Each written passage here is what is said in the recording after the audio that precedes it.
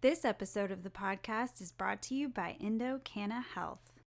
What if you had such a clear understanding of your own DNA and genetic makeup that you could make informed decisions about what type of cannabis products interact best with your system? Well, now you can with EndoDNA. EndoDNA is a simple DNA test that maps your entire endocannabinoid system and then matches that summary with the specific cannabinoid ratio and terpene profile that aligns with your unique genotype. Imagine being armed with personal information when visiting a dispensary. You'll have the power and capability to purchase products that best align to your genotype. Visit their website to purchase the EndoDNA collection kit and Endo Decoded report at endodna.com/product and use the promo code CONNECT15 for a 20% discount. Again, that's endodna.com/product and use the promo code CONNECT15 for a 20% discount. The future of cannabinoid therapeutics is here with EndoDNA.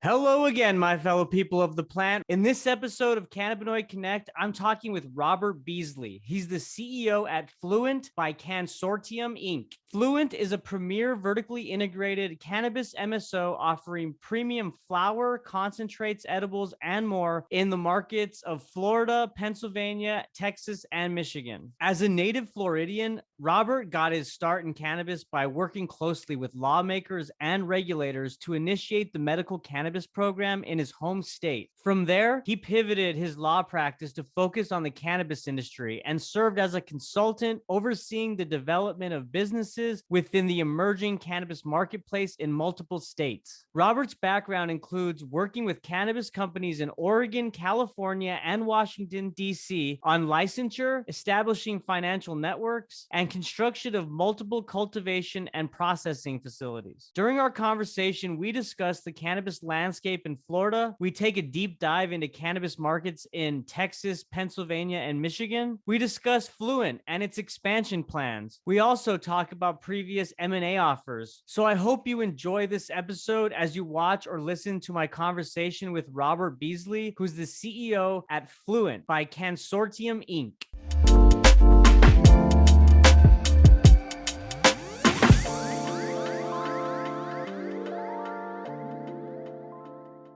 Robert Beasley, the Road Warrior podcast king. How are you? Hey, I'm great. Thanks for accommodating me this afternoon. Of course. Yeah. For context, for those listening or watching, Robert and I, before we were recording, we're talking about he's got a great trend going on. He podcasts from the road. He's a multitasker. You get stuff done, Robert. So thanks for making time for me in the audience today. Really, really excited to be talking to you and the company where you're the CEO, which is Fluent. But before we get into that, Robert, I know that your start in cannabis, you started by working closely with lawmakers and regulators to really initiate the medical program in Florida, which is where you're from. So you want to really talk about the story of kind of your entrance into cannabis and what led you to where you're at today? Sure. At one point I would have said that the attorney to cannabis executive transition is an odd one, but to be quite frank with you, over the last year or so, I've met quite a few. And I think it comes with the fact that cannabis by its nature currently is a highly regulated industry. And so I've run and met with several CEOs and COOs that are from other legal industries that have attorney training. My particular one comes from the fact, as you said, I was involved in the development of the regulation, starting with the Amendment 2, and just active in that process along the way from a legislative drafting point of view, then into the rulemaking procedure. And so what that did for me is when the first 7 licenses were issued in Florida, I was a shoo-in as a consultant. I became a consultant on what these words mean and what do these deadlines mean.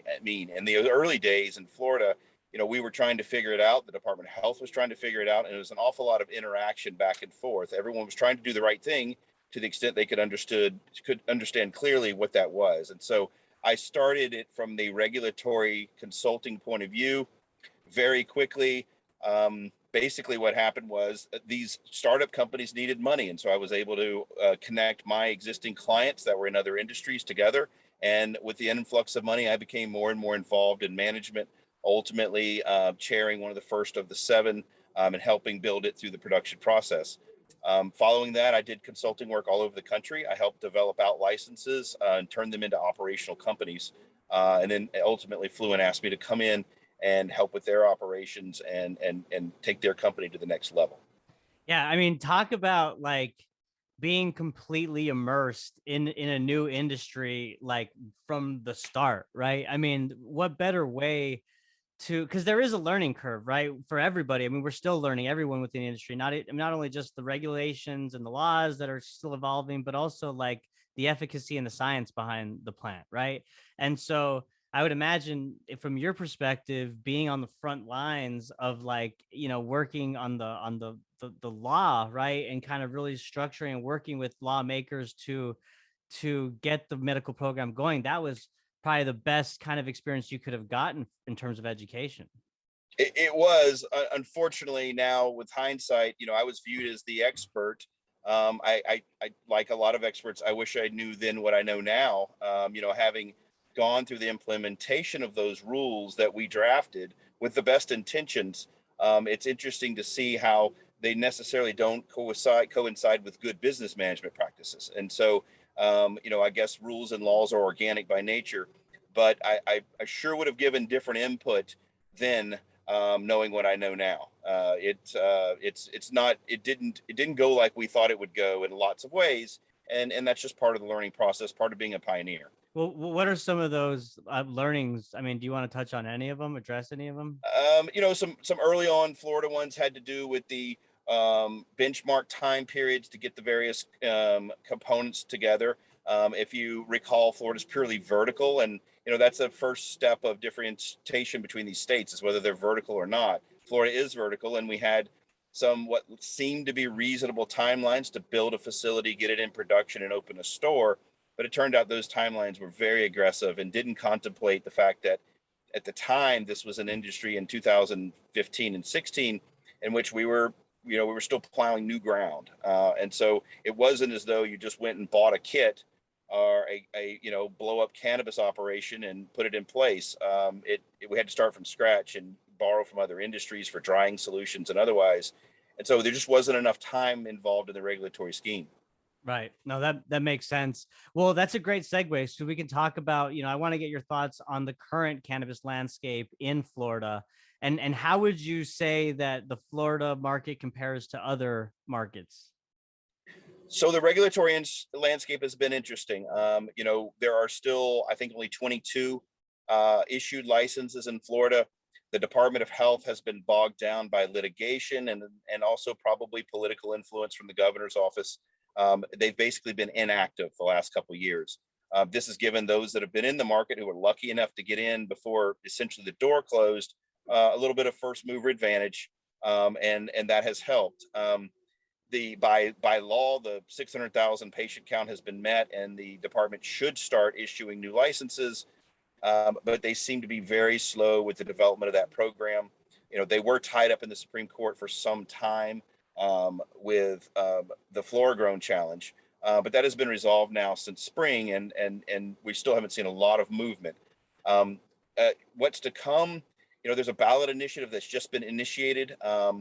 And I think we've seen ballot initiatives each time. The last one in 20 was bogged down by the judicial review. This initiation, if it gets traction, we'll go back to that same review. Quite frankly, I think there's probably no real relief in sight from a regulatory point of view until the gubernatorial elections get resolved. And I think at that point we may have a chance, depending on the prevailing candidate, to see some forward movement. Mm-hmm.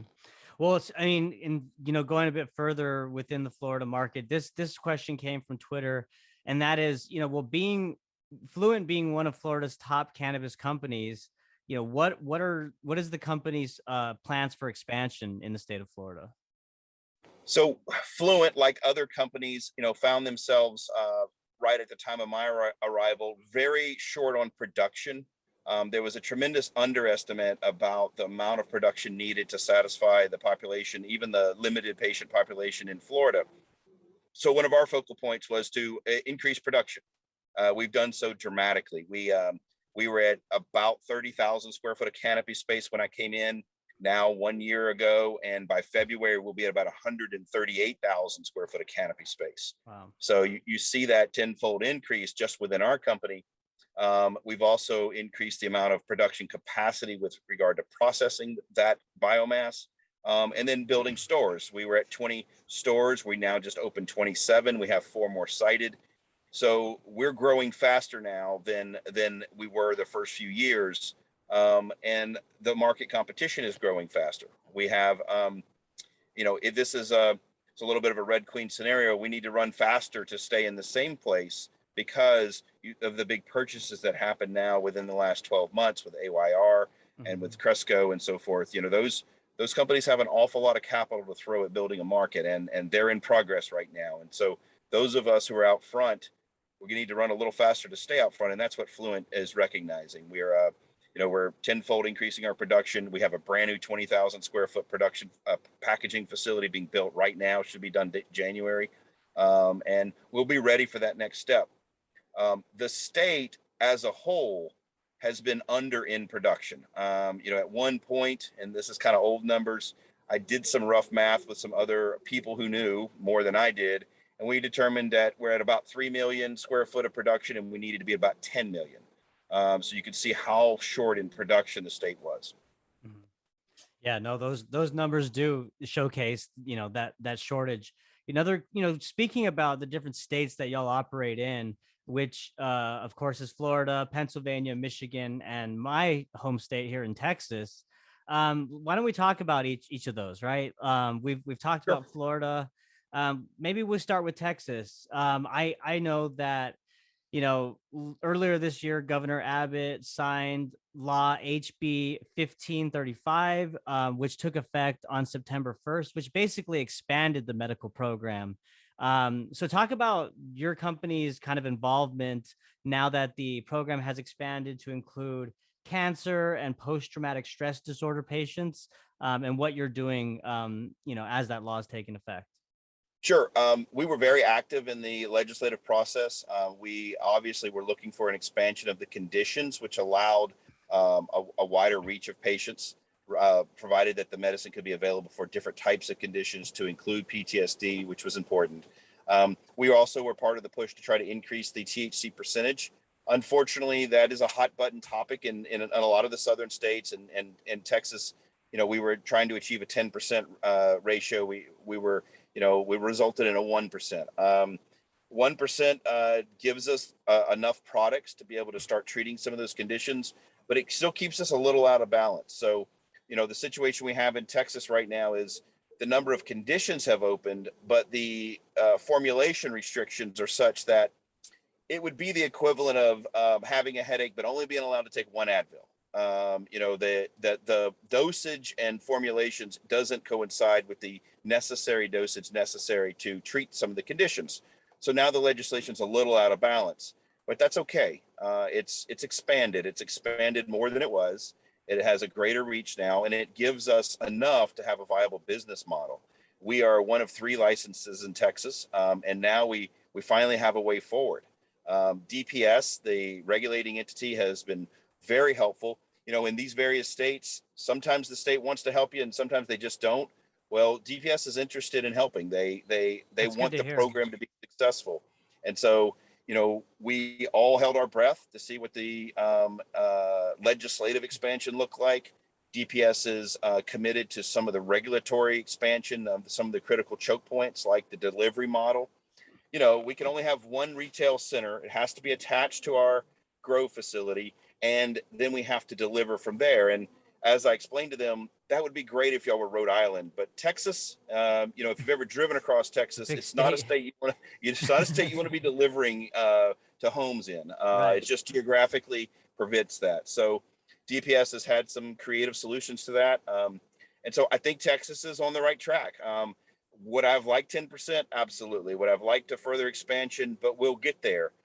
These states have to, they have to let it settle in, and the objectors to the expansion of cannabis, they need to have a moment, a year or so, where they look around and there's not lines of druggies on the corners and their crime hasn't increased and all the fears that would come with opening up your state to cannabis, get settled. And that's just a natural process. And so I'm excited about Texas. I think the next 2-year leap will be a big leap for Texas.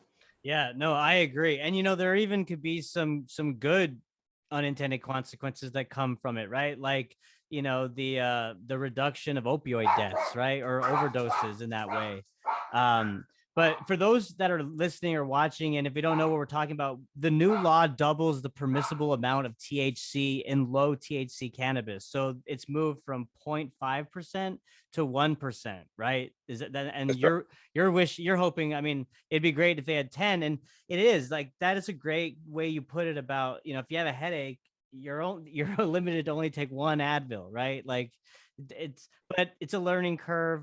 And it's really great to see organizations and entities like DPS being open, right? It being such a conservative, prohibition type state when it comes to cannabis. Right. And then going on to Pennsylvania, we have 3 retail stores in Pennsylvania. The company was licensed for 3 for some time, but it only had a Hanover presence. We have recently opened the Mechanicsburg store, and then we're opening one in Annville by the end of the year. And so we're going to maximize our license potential in Pennsylvania. The sales market in Pennsylvania is amazing. The consumer average ticket price is very high. It's a very well accepted product there. That it's just it goes well with the Pennsylvania lifestyle and the culture there. It has been very well embraced in the parts of Pennsylvania that we're in, and I think it's got a continuing growing market. I think recreational is on the horizon for them. It's following the sweep that's going across that part of the country. So, we like our Pennsylvania market. I would love to expand it. Unfortunately, there's no room to expand. All the licenses are consumed, and there's no real process of getting a new one at this point. So, if I had more opportunity to grow in Pennsylvania right now, I would. I'm just sitting and waiting for that to occur. Right. The acceptance that you talk about, like, where do you think that comes from? Is it the neighboring states and just the kind of that domino effect that we're talking about in terms of the East Coast adoption, or? I don't know. I mean, I hate to say it, but I'm a product of Florida and in the North Florida, no doubt, which is right in the bottom cusp of the Bible Belt. And then I've dealt in Texas, as we just talked about. I'm working with Alabama and North Carolina, and I'm just kind of used to there being this huge resistance to cannabis culturally, Right. and it just doesn't exist in Pennsylvania as much. It's still there, but we're not far from Hershey, Pennsylvania, which has it continued to have it outlawed. We're right outside of some of those more fundamental portions of Pennsylvania. However, it just doesn't have the big moral opposition culturally that you see in the South. And so it's more accepted. It's more, and the consumers are more readily adaptable to it. It's not a vertical state, so you do have a little bit of the same production issue that we've seen in other states. But in this case, it's impacts pricing, because we have to buy, and with a limited supply, then natural economic theory takes over, and pricing continues to stay high. That's being resolved. Some of the bigger players are increasing their total production, so I think we should see pricing kind of settle in Pennsylvania, and more consumers get involved. Got you. Well, now let's move over to Michigan. What's Michigan looking like? Michigan's a challenge. The regulatory environment in Michigan is difficult and sporadic. There was a clear case last year of a tremendous amount of illegal product brought in a finished form. Never heard that anything was done about it. I never heard that it was even really, on anyone's radar. But Michigan's got an outdoor crop component. It is a outdoor grow legal state. When you get into a state such as that, which we do not have in Florida, but when you get a state such as that, you have a Croptober effect, meaning everyone harvests in October. You got to get the crop out of the field. Cannabis does not like to be cold or wet. And so, right about now, the harvest is going on across the northern part of North America. So Oregon's harvesting right now. Washington, all of those states out west are harvesting. And so is Michigan. Well, because it's then commodity driven, pricing just is tremendously volatile in Michigan. And so what happens is you do your economic models based on one set of pricing, but you really don't know how far it drops at the harvest time. And the consumer receives none of this benefit. It's not as though the medicine at the counter in Michigan varies in such degree, but down the chain, because it's not a vertical state again. So you do have an agricultural component to it. And unfortunately, in Michigan, we're just farmers. And, farmers are the lowest rung of the pay ladder, and most subject to volatility. And so our Michigan operation makes money. It does well every year. It grows a beautiful crop. It's got a beautiful growing area in the growing season there with the light and moisture ratios. It's a great place to grow as long as you get out of the ground before the snows get there. But we struggle with pricing. We struggle with trying to develop an economic model that allows us to have a stable pricing matrix. Hearing you say that kind of makes me think about the Texas hemp market, right? Because like Right. the lack of regulation or enforcement of regulation by the FDA and others, like when it comes to even lab testing. I mean, it's the wild west right now, right? And so the prices fluctuate so much within the hemp market here that it's hard to tell from one month to the next where the prices stand per pound. And then it even varies tremendously among the different hemp states also, right? So it Hemp is sounds a excellent example of what I was just describing, because that is exactly the hemp market, not just in Texas, but in any state. You have outdoor grow that's legally permissible. You have big seasonal harvest. You have very, very slight irregular regulation, and you have no real developed buyer market. So hemp's been a nightmare. I did a hemp operation in Oregon. The year we went in, there were 6,000 acres under cultivation. The next year there were 26,000 acres, and then it went to 70,000 acres, and then it collapsed because there's not enough consumption and clear, strict enough regulation to protect the market. So yes, the hemp market is a great example of how to do it poorly when you're trying to get a new agricultural market developed. right. Yeah, totally. Well, let's talk about Fluent now, right? I mean, we touched on the 4 states that y'all operate in, and is there any plans to expand to other states? And if not, or if so, just tell us kind of what's the overall vision for the remaining time here in 2021 and then beyond 2022. So, I've been the CEO now for, I think I just celebrated 1 year. We had to, Fluent was like a lot of companies back in the day. They spent their time chasing licenses because you had to. And, it resulted in a very horizontally wide but vertically thin company. And so what I've done this year is, trim off the projects that haven't been that successful, focus on developing vertically some of these assets like the Florida market. So, primarily what we've focused on is what I told you earlier. We've spent, almost $20 million expanding production and cultivation and getting new processing equipment online. We're in CO2 processing now, but we have purchased BHO, which allows us to get into the more high concentrate derivative markets. And so we just had to firm up our base. We had to get stronger and better underneath with regard to our production facility. So that's what we've been doing the last 6 or 8 months. Will we compete in the other markets for expansion? Yes, I think we have to.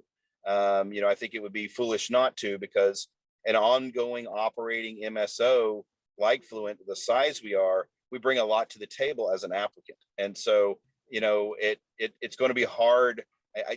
I've given this advice the other way too. It's very hard for, a mom and pop or whoever in these states that allow an MSO to apply. It's very hard to compete because it's not, when you're an applicant that wants to do something, you talk about what we're going to do, whereas Fluent can come in and say, this is what we do. This is how we do it. This is the equipment we use. And it's just an advantage.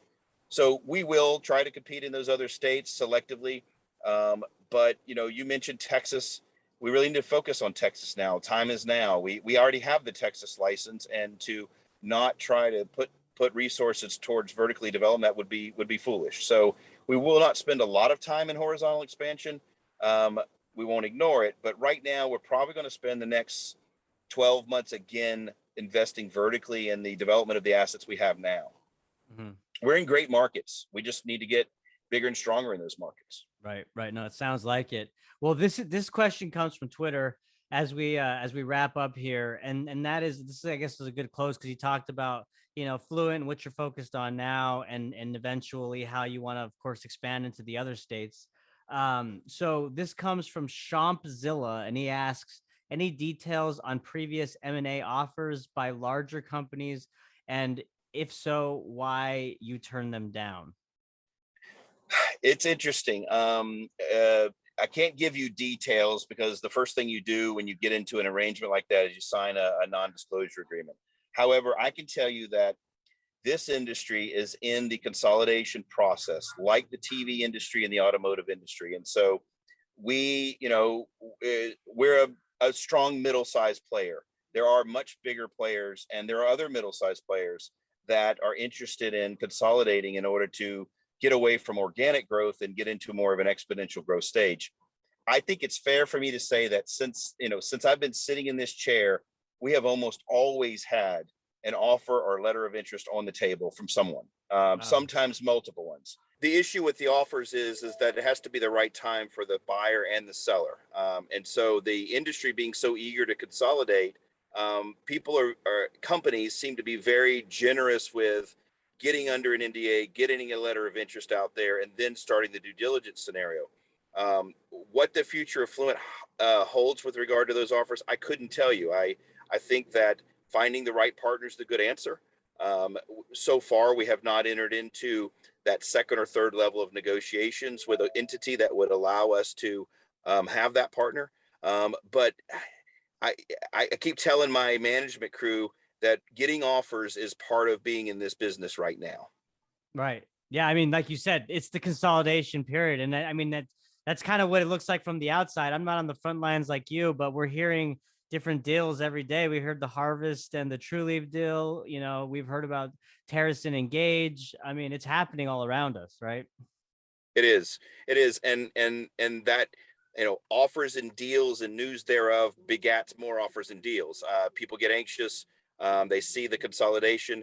I have myself spent time thinking of who Fluent's targets would be and what the next step for us could be, now that our balance sheet is strong and that we're on the up. So it's not consolidate or die, but it's very much a consolidation race right now. Totally. Yeah. Well, hey, Robert, as we wrap up, I want to give you the floor, man. Is there anything that's top of mind for you that you want to share or just kind of close with? Well, it's an exciting time to be at Fluent. We, as I said, our expansion plans that we put into place and we're able to fund through our capital raise is about to come to fruition in Florida. Texas has now opened up for us. We have up to 400,000 square foot of license available, so we're going to start on development of that. This company is going to look different in the next 12 months. We're a real competitor now. We have the bandwidth and the production capability to be a competitor. There was a recent price war in Florida, started by Curaleaf and others, and we held our own. The price war's kind of fizzled out now, but it was an effort to gain market share, and we were finally in a position, thankfully, that we could compete. So, whatever the future of this company holds, it is better than we were a year ago, and in a year from now, we're going to be twice as good. So we're excited. Yeah, it sounds exciting. Exciting time to be at Fluent. So really look forward to continue to follow y'all's progress. And Robert, any major developments that come up in the future, I'd love to have you back on, man. You're very knowledgeable. I know that I got a lot out of this episode, and I'm sure that the audience did as well. So thank you again, man. Appreciate it. Well, I'm somewhere on the road for Fluent, so track me down and I'll pull over and we'll do another podcast. The Road Warrior. That's right. Hey, where can people find y'all's website and social media if they want to learn more about Fluent or Cansortium, the parent company? Yeah, Cansortium is the parent company. It is the company, and the trade name is Fluent. And there's an info at getfluent.com, a link to the website that gives an investor contact. And of course, we have a media page and so forth. So getfluent.com is our website. And if you'll take a look at that, some of my prior vehicle interviews have been on there, and so you can learn a lot about our company. Awesome. Well, thanks again, Robert. Look forward to having you back on, and thank you all for listening. All right. Bye. Thank you.